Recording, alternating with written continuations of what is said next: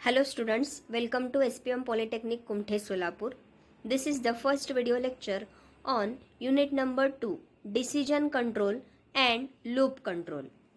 तर आज आपण दुसऱ्या युनिटला स्टार्ट करणार आहोत.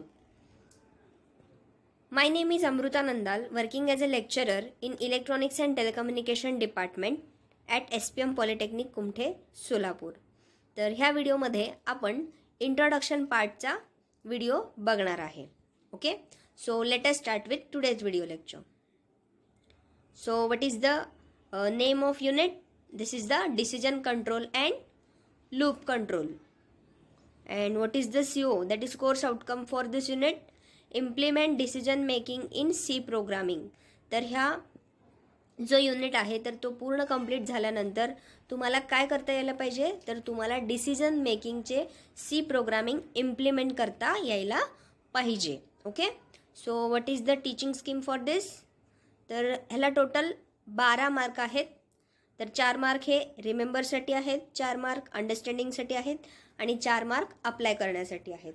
तर ह्याचं जे 12 मार्क्स आहेत तर ते ह्या पद्धतीने डिस्ट्रीब्यूट केलेले आहेत. Okay, so what is the syllabus for this unit?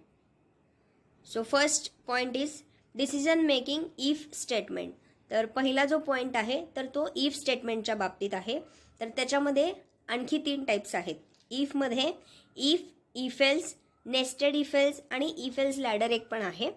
त्याचप्रमाणे स्विच केस स्टेटमेंट. तर डिसिजन मेकिंग मध्ये असे आपण 4 ते 5 स्टेटमेंटची स्टडी करणार आहोत.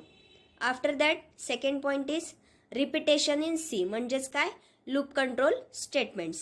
लूप म्हणजेच रिपिटेशन. ओके, तर त्यामध्ये आपण बघणार आहे while, do while and for loop. त्याच्यानंतर break and continue statement and nested loops.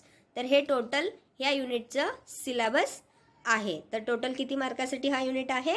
Total 12 मार्कासाठी हा युनिट आहे.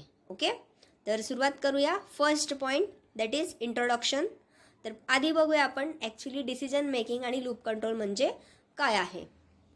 So what is mean by decision making?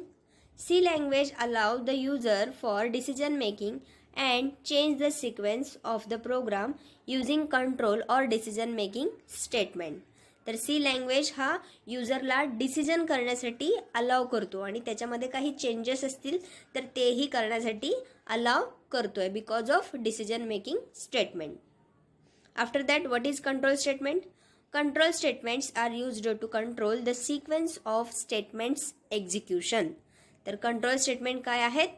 Sequence of statements execution. तर जे काही लूपिंग आहे तर ह्यामध्ये आपण करणार आहोत. Okay, so let us start with classification. तर पहिल्यांदा बघूया. तर हे जे लूप स्टेटमेंट्स आहेत, कंट्रोल स्टेटमेंट आहेत, डिसिजन मेकिंग स्टेटमेंट आहेत, तर त्याचे टाइप्स कुठले आहेत. So this is the classification chart. Control statements are first divided into 4 types. तर पहिला जो टाइप आहे तर तो आहे decision making. Second type is selection. Third type is looping and last type fourth is jump statements. तर पुन्हा ह्या प्रत्येक स्टेटमेंटचे सब स्टेटमेंट्स आहेत.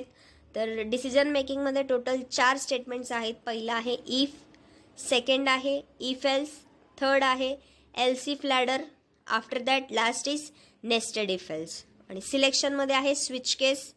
लूपिंगमध्ये 3 टाईप आहेत. वाईल लूप आहे, डू वाईल लूप आहे आणि फॉर लूप आहे.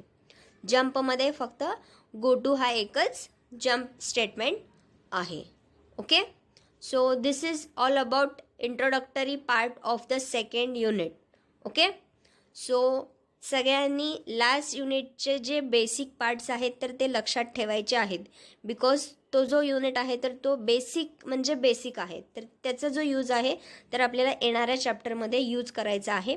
आणि मी दिलेले जे कोड्स आहेत तर ते तुम्ही ॲपमध्ये रन करून बघा. So thank you and happy coding.